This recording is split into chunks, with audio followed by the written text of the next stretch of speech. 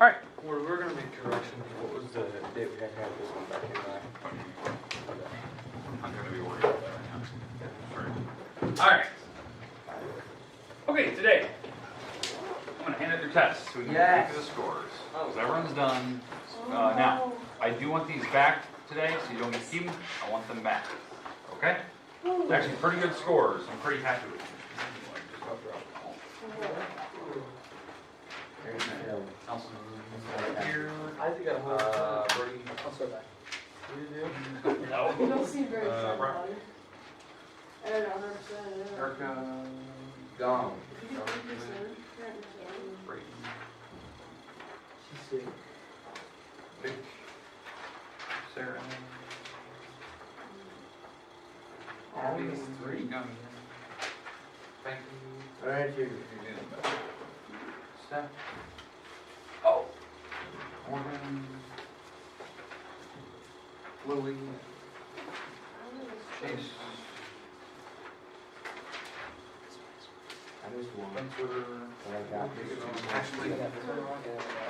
Vanessa.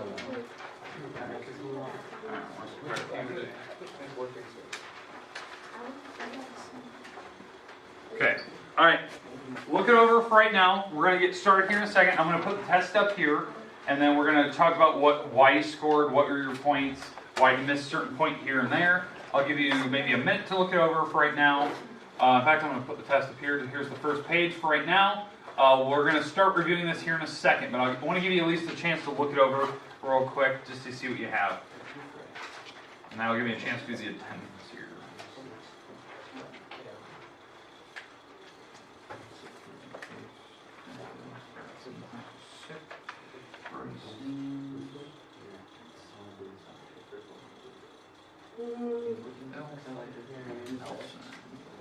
All right, perfect. Okay, let's go through this. And again, I'm going to want these back, so don't put them away, don't throw them away, don't crumble them up. Okay, it's at a 42, obviously. The words here, rate of change is called slope. We've actually talked about that. Rate of change is slope for a line. I think the other words we used was average rate of change. We talked about difference in y's or difference in x's, or delta y over delta x. So we talked about a bunch of different things. That's slope.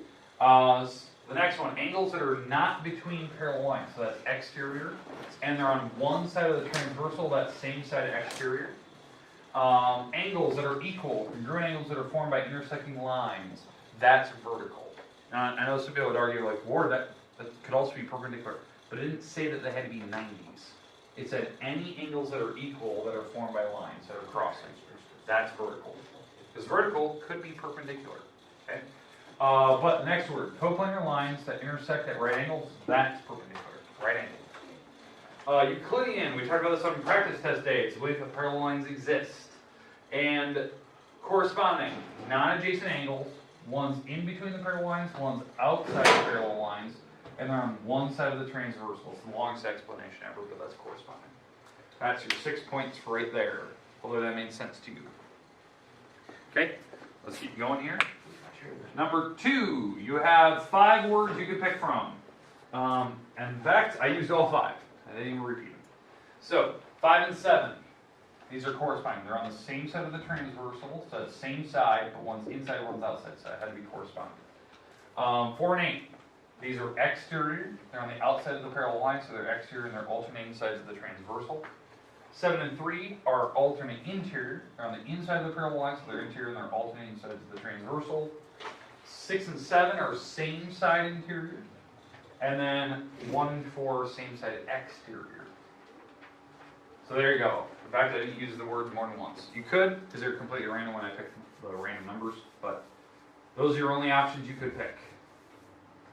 Okay, number 3. Let's go down here. Number 3, a lot of people got these right. I was worried about number 4, and I was actually pleasantly surprised that some people did get number 4, correct for the most part. So I was actually really happy with that. Well, let's talk about number 3 here. You can tell it's 5 points. It took me actually 5 lines of work there if I was going to show everything, so that's why I counted it as 5. These are corresponding, so these are equal. That's one of our postulates we had. So I set the 3x minus 15 equals the 105. I would add the 15 across, and then divide by 3. So that's how I get my x. And then for the y, well, this angle's 105 right here. This 105 because it corresponds. So that means this has to be 75 because I have to add it to be 180. So this would have to be 75. So it's that equal to 75. Subtract the 25 over and you get 50. So there you go. So what's this, to the other side? 100. This is 105 because it's corresponding out. Okay. That's why. So if this is 105, that would have to be 75 because it has to be 180. Oh, okay. So it's common sense. I had a lot of people studying that y plus 25 equals 105. It's not. It's on the wrong side. Okay, because this side would be 75 here, and then the 75 would jump in. All right, 4. I'll do x first. These lines are parallel, and this is a transversal, so these are alternate interior. They're equal. So I can set these equal right away because it's if you continue this line, these are inside, they're alternating sides of the transversal. They are equal, so I set them equal and divide by 2. And then for the y here, since these are parallel, these are called same side interior. Same side interior, so they're not equal, but they add to make 180 when they're in between the parallel lines and on the one transversal. So they're same side interior, they're supplementary, they have to add to be 180. So that means this has to be 60. 60 plus 120. So if I set this equal to 60 and divide by 5, you get 12. That's how you have to do it. I had a lot of people trying to do some goofy stuff, transfer things around diagonally. That isn't a rectangle, it's not a square, so I can't just bounce numbers around that thing. So, but you have to do it kind of by the way I was explaining there. Okay, but there you go. It's 4 points. So 4 lines work there. Actually do it. How do you get x? I'm not following that. Yeah. Alternate interior. This hop sketches to here because these are parallel lines, so it's alternate interior. Okay. So they're automatically equal.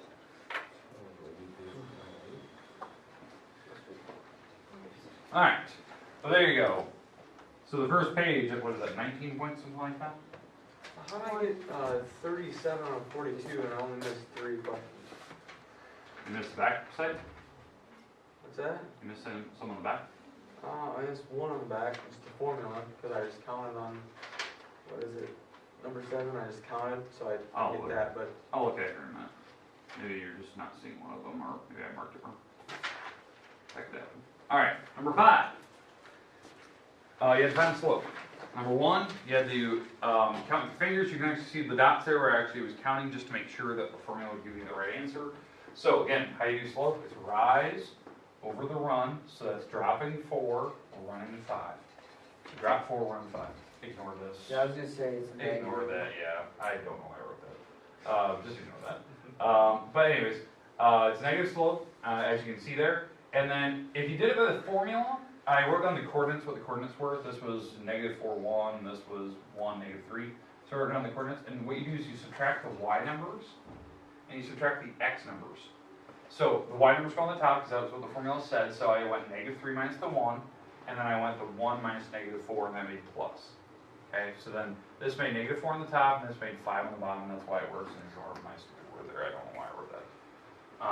But it's negative slope. Okay, it's going down to the right. Okay, move on here. Number 6. Get rid of that. Have a good time. We're just going over the test right now, so you can see your score. I want these back so you can look at them. Right there. All right, so number 6. This one you had to use the formula. So these are my x's and y's, right? So I subtracted the y's on the top, so I went -12 minus the -3. And then I want the -4 minus 8. So because again, I went back to front, right? So on the top, these add, because the 2 negative signs make add, so -12 plus 3 was -9. And on the bottom, this makes -12. And that does simplify to be positive, and then you divide both by 3. And it made 3/4. But again, that's how you do it. A lot of people that mess that up is because they kept putting the x's on the top. Y has to go on the top. Rise numbers are on the top. Okay, now number 7. So number 7 here.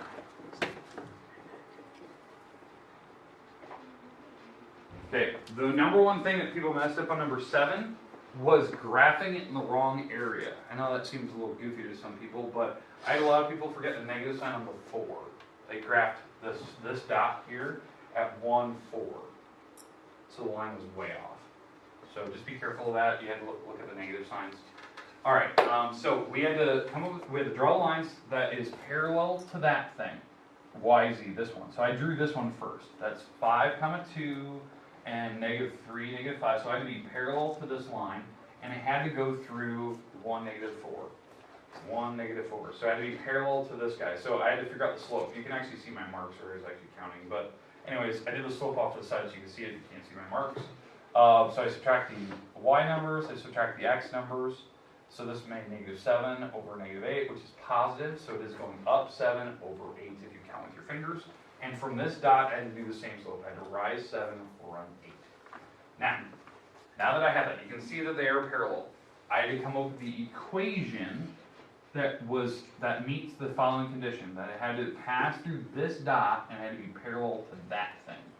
So that means I had to have the same slope as that, and I had to go through this dot. A lot of people that made mistakes try to use those coordinates. I had to use this one. That's the one I'm trying to meet the condition of. So I had to use the x minus 1 and the y minus -4, which makes plus, as you can see that. This is the formula. I had a lot of people accidentally plugging 5, 2 in here. You can't do that. Okay, you had to use the 1, 4 because that's the one I was trying to pass through. Okay, questions? Is there a hand up somewhere? Yeah, I was asking about that. But you You can't use the 5, 2, and you can't use the -3, -5, because that's the other line. I had to use the one I'm passing through. So, okay, questions? I was very surprised by this one. It wasn't the slope that people got wrong, it was the drawing, and that messed people up. So, all right, here we go. Moving on. Number 8. Pleasantly surprised by number 8. I was very happy. I was kind of worried about, after looking through the homework on this, what I was going to get for answers on number 8. Now, don't get me wrong, some people did miss points here, but for the most part, what I was looking for, did you at least know your steps? Did you know what you need to get through? Did you know what you need to set up and solve? The most common mistake that people made is they got the slopes wrong. Like they forgot a negative sign. Or on this one, by stupid mistake, they had the 1 and 4 flipped. It's rise over run. So let's go through this. I labeled my line 1 and line 2. So I'm going to do line 1 first. So I wrote down the coordinates, -1 and the 3, 12, 3, -12. And I found the slope for this. And in fact, if you use count, it's negative. It's dropping 16, running 4. So it's dropping 16, running 4. But if you did the formula, it would actually work out. And I divided both these by 4, so it's -4 over 1. And on the other line, and by the way, I just picked one of these coordinates. So I picked the 1, 4 for that line number 1. And I plugged it in. So here's my slope, here's the coordinate I plugged in, and yes, it's x minus the -1 and y minus the 4. So there's your formula, that's point slope form. And then I did it for line number 2, that's this one. You only had to pick one of the coordinates if you wanted to. I picked the 2, 2, I thought that was easiest to look at. So I plugged the 2, 2 in, and then I had to figure out the slope. Well, this thing is just going up 1 over 1. Now the only reason I gave you 3 coordinates on that line number 2, because I thought it was easiest if you just used the positive numbers. You didn't have to use the -2s. Okay? So now that I have that, I had to rearrange these equations. So what I did here is I multiplied this side by 1, multiplied this side by 1, and I distribute the 4 through, the -4 through, and I distribute the 1 through, so this is what I get. I rearranged by moving the x over, moving this 4 over, move the 1 over, move the 2 over, so I get to here. I made the second row negative, so I could add straight down, and I get to x is 0, and I can plug it back in. That's what you got to get to. You got to show me the 0, 0. You can't just write 0, 0. I had somebody do that. They just went number 8, and they went, oh, they intersect at 0, 0. That's all they wrote. Did you not read the second part of that problem? Prove it using a system. That's the other 8 points to the 9. So it's 1 point for the final answer, 0, 0. That's 1 point. This is the other 8. That's what you have to show. That's what we did in the homework. That's what you had to do on your practice test as well. Most common mistake again was slope, getting it wrong. I actually had somebody had the 2 slopes split. They had this slope down here and this slope up here. That's a silly mistake. You have to label them. Know which one's which. But I was very pleasantly surprised. A lot of people got those right. Or at least a lot of people knew the steps, even if they said the problem wrong. They at least knew what they had to do, even though they had some of the numbers written out wrong. Okay, questions? So I got an 18 out of 20 on the first page and a 19 out of 20 on the second page. I just got it wrong. That's those. 1G.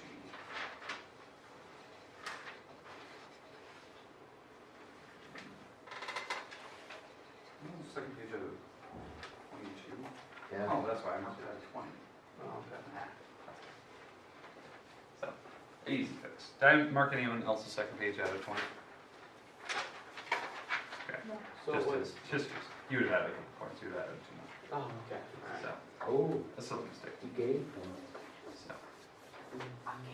So, that's a silly mistake. Alright, we're good with that? Yeah. Perfect. I'm going to walk around, I'm going to collect. These are mine, and yes, I'll make that fix right now before I just move on. Yeah. That, everyone's so stupid. That bill was in Oh. fourth grade, though.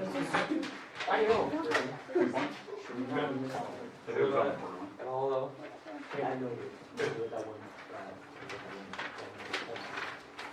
I went through, I saw his transfers with you. I thought transfers too. I just. Thank you, Derek. Yeah, Eric gave it. Yeah.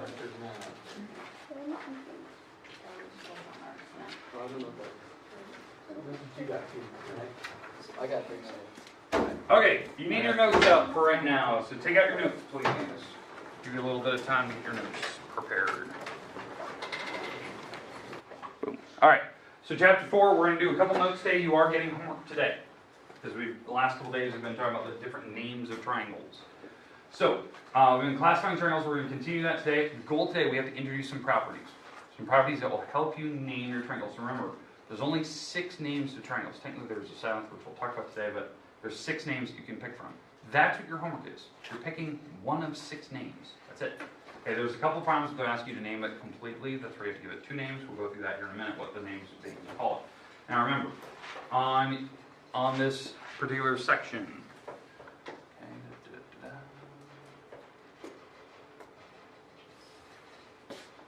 let's deal with this one, isn't working.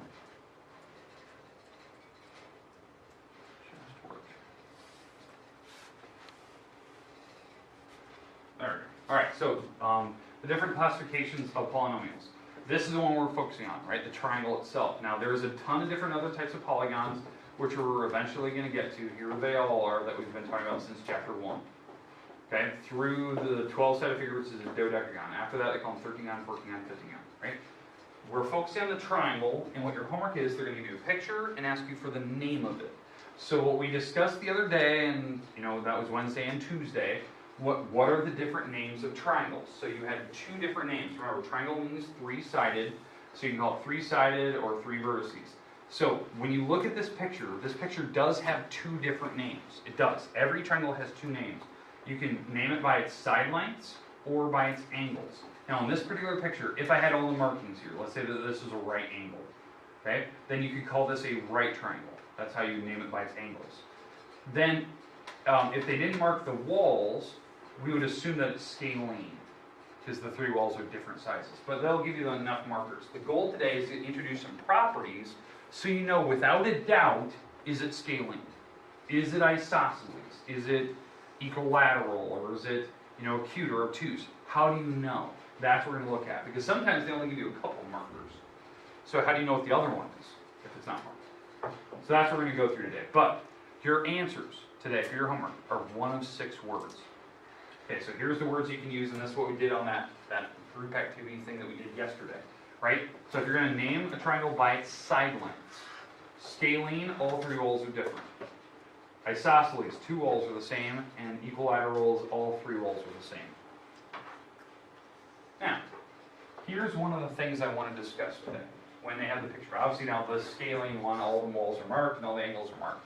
But the common sense thing you need to know, if this, let's say this is 124 degrees for that obtuse angle. It is obtuse, it looks good, right? Let's say it's 124 and they have it printed in your book. And let's say that this is, 50 degrees up here for that one. Okay, one of the properties we're going to learn today is what is the third angle going to be? Well, the third angle, when you add these all up, has to be 180. That's one of our properties we're going to introduce today. So that means this last angle has to be 6 degrees. Because this adds it to be 174, and that would have to be a 6. So it adds it to be 180. Now, why that's important, why you're thinking, okay, Ward, why would we need to know that? Because when you look at that, do you agree that the 3 angles are different? Yes. Okay, they're different, right? That means the 3 walls are different. If the angles are different, the walls are different. That's how it works. right? In fact, when you know what your angles are, I can tell you which wall is the biggest. It's the wall that's opposite the 124. It's not, the markers don't give it away. It's whatever the biggest angle is, this would be the biggest wall. They're across from each other. So which one would be the smaller wall? Bottom or the left? Left. It's across from 6. This is the smallest wall in this picture. Because it's opposite the 6 degrees. The angle tells you how big the wall is. So something we're going to get in this chapter eventually, and that's the parts we're going to be mixing chapter 8 and chapter 9 together with this stuff, is that if I gave you a couple angles and a couple walls, you can actually go find the missing ones. Because by knowing that common sense thing, that the smallest wall is across from the smallest angle, there exists a formula that you can use to find the missing walls. You can find the lengths of them if you have at least one of them. But again, the biggest wall is across from the biggest angles. So looking at that picture, that's why it's scalene, because the three angles are different. They're actually marked differently. Now, that means, going off that same property, that means when I go to the isosceles and two walls are the same, that means that two angles are the same.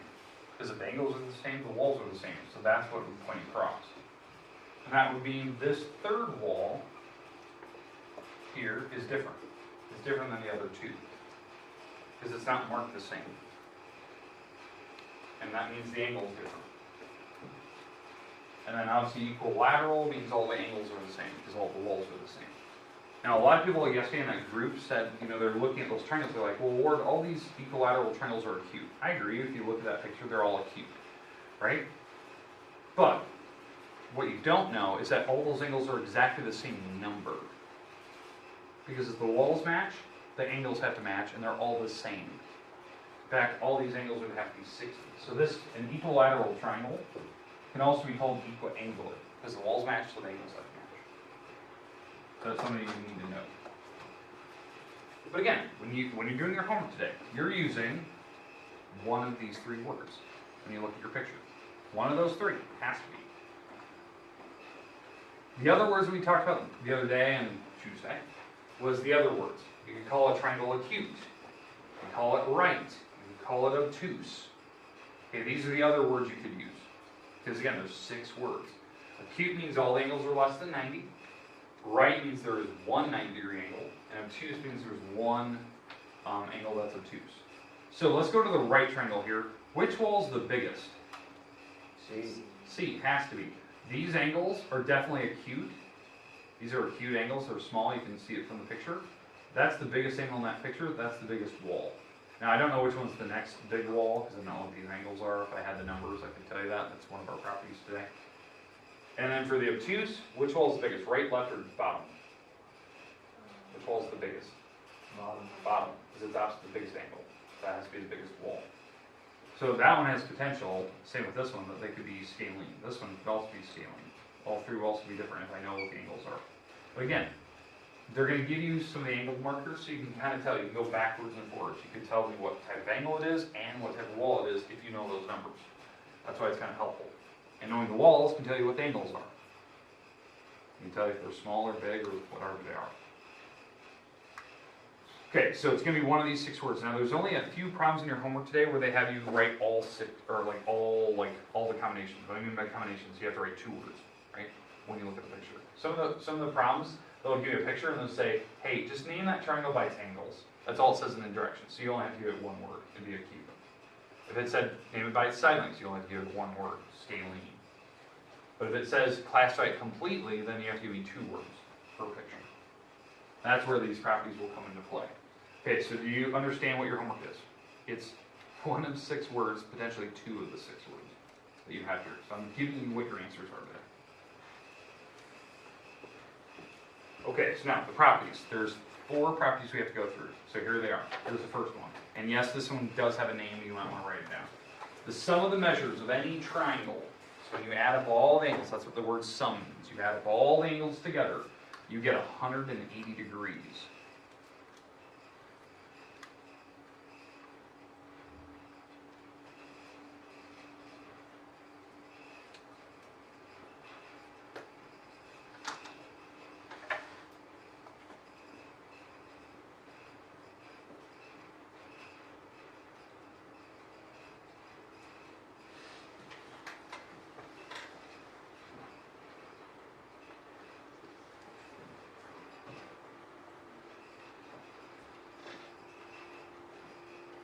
So, whatever the triangle is, so here's your picture. So this is a random triangle. If you were given two walls, say this is 70 degrees and this is 50, you can technically find the missing third one. Because what do they have to add up to be? 180. 180. So this angle would have to be 60 if you do the little math. Because these have to be 120. You add these two together. So then this one would have to be 60. Because they have to add to make 180. It's like common sense how you do it. Now, knowing that, and knowing that property I was telling you guys earlier, which wall up here, which wall is the biggest? AC. This wall right here. This is the biggest wall. How I know that? It's across from the biggest angle. So AC is the big wall. Now, what they could also call this, since they use a capital letter over here, they could use the lowercase letter over here. So that would be little b, or I like that you guys use AC, but they can use the lowercase letters, because again, it's always across. Now, which wall is the smallest wall? BC.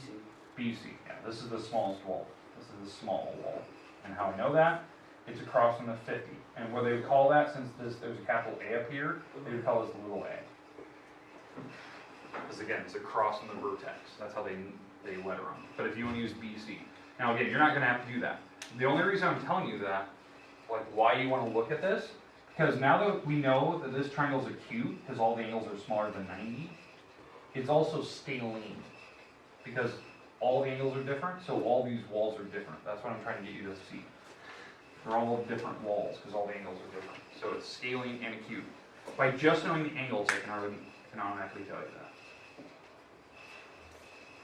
And that's why this theorem is actually important. Because if you have one angle, or two angles, I should say, you can find that missing third one. And now it gives you all the classifications. Now, the name of this one is super goofy. It is called the triangle angle sum theorem. Triangle angle sum. Angle sum means you're adding angles. That's what sum means. And it is the theorem. Now, we're not going to prove it today. We'll actually look at that tomorrow. I'll walk through why does this work. And I'll give you some time to work on your homework. Today we don't have too much time here. But I'm going to give you some time tomorrow.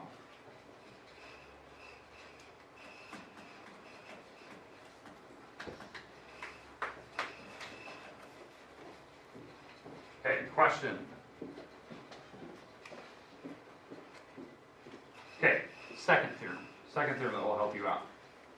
This is called, well, we'll get to the name. It's called the exterior angle theorem. But anyways, the measure of an exterior angle of a triangle, so the exterior angle, the angle on the outside, is equal to the sum of the measures of what they call the two remote interior angles. So you're going to add remote interior angles together, and that will equal the angle on the outside. And I know some people are like, well, what is an exterior and what are the remote mean? That's what we're going to talk about. Again, why this would be useful, I'll show you that here with a picture here in a second, like why I would actually use this for your homework today. So this can help you find angles.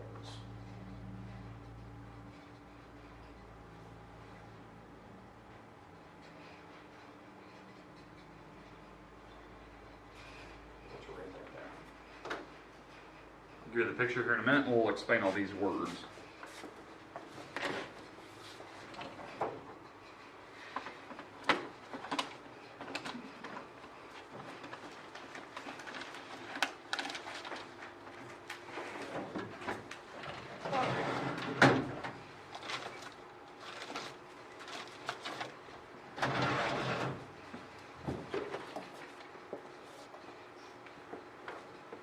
Okay, let me give you the picture. I know some of you are still working, but at least the picture will be up here.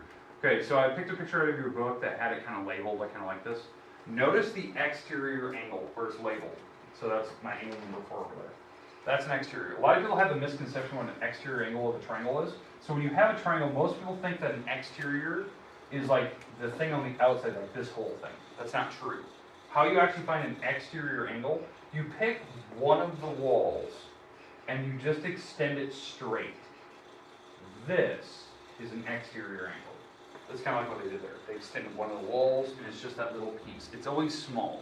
It's not the big, it's not the straight angle on this side. It's the smaller piece. That's an exterior angle. Okay? So, what this theorem is saying is that this angle right here is equal to the two remote angles on the inside added together. So what I mean by a remote interior, remote means you can stand away from an object, like a remote control for a TV, you can stand away from the TV.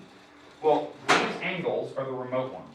They're standing away from the exterior angles. So they're interior and they're remote, they're far away from it. You would add these two angles together, whatever they are, and that would make that angle right there. So why this is useful.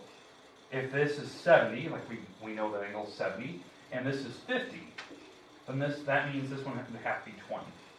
That's useful, because now I can find the missing one. And I already know this angle right here. Why I know the angle that's right next to the 70? 180. Yeah, these have to add up to be 180, these two. And the triangle has to be 180. So this would actually have to be 110. Because again, the triangle has to add up to be 180, or just these two have to add up to be 180 because they make a straight line. So now that I know that, I can classify this triangle as obtuse, and it's supposed to be scaling, because all three rolls are different since the angles are different. Now you're thinking, okay, well, why would I ever have an exterior? Because what if they do this? What if they start attaching a lot of different triangles together? You have the exterior to this little top triangle, and that's why it's useful.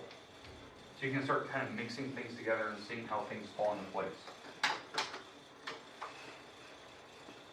That one is really difficult for people to see, like the exterior thing. You just have to extend along the walls for it. But it is possible to use that in your favor. Okay? That is annoying today. It's really loud. So. Okay, we go to 4.2. Now, again, the name of this one is called the exterior angle theorem. I have a picture up there. Sorry, this is what, I have the secondary picture up here. This is exactly what your pictures look like in your book sometimes. Like, this is what an exterior angle would look like to them, other than labeling. Like, that's an exterior. Then that would be equal to these two added together. Now, I'm expecting angle number one's got to be pretty big. It looks obtuse on the outside, but that's obtuse and that's kind of small, so it's going to be kind of big.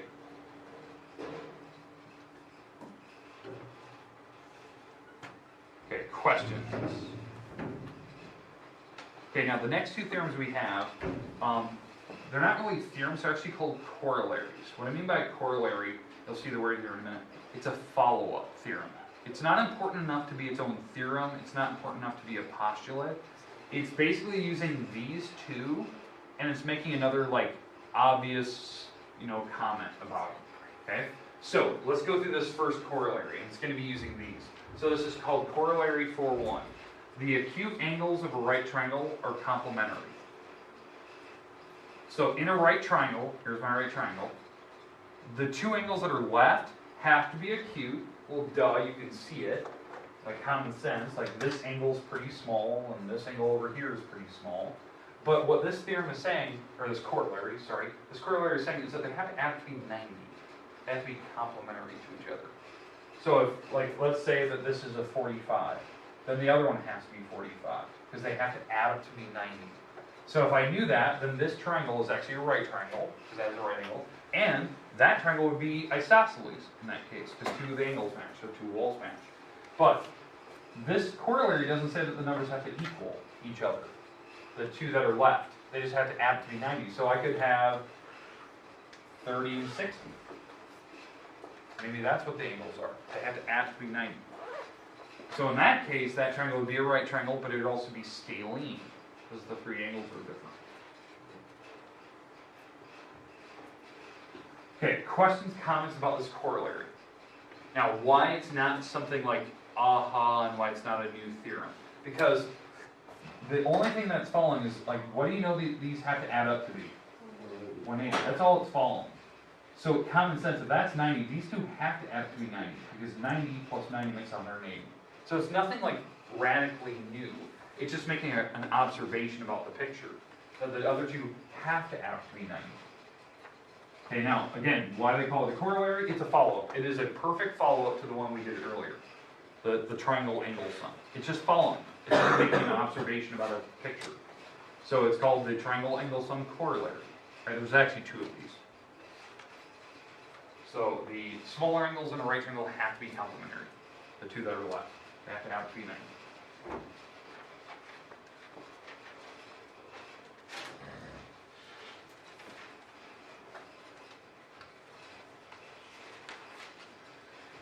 Okay, we good? Last one today. This is probably the most obvious one of all. In any triangle, there can only be at most one right angle or one obtuse angle. That's it. You can't have a mixture of both. It's one or the other. So if you have a right, you cannot have obtuse. And if you have obtuse, you cannot have a right. But you don't have to have either one of them. They could be an acute triangle. But if you do have one of these, the other one cannot be. So it's one or the other.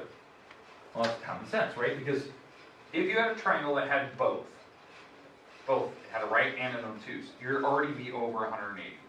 You're already over it. So it's not a triangle. So it didn't matter what triangle I pick, and I showed you a picture. So let's say that this is 90 degrees right here, because it kind of looks like it. If that's 90, then the other two can't be 90. And they can't be obtuse. There can only be one of them. So now if this is an obtuse angle, then the other two can't be right angles, so they can't be obtuse either. It's common sense judgment. So that's why I know what the biggest side's going to be, because there can only be one big angle in the picture. So it's kind of mixing everything together. And again, it's still a follow-up to the first one. It's still a follow-up to the triangle angle sums. That triangles have to add 380. If we're in Euclidean geometry, the belief that we're on a flat surface, lines actually exist.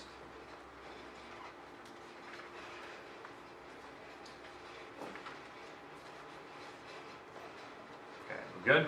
All right, here's your homework today. I'd like you to write this down. Ignore that. So I'll come back to that tomorrow. Okay, here's your homework today. I'm going to make it due Monday.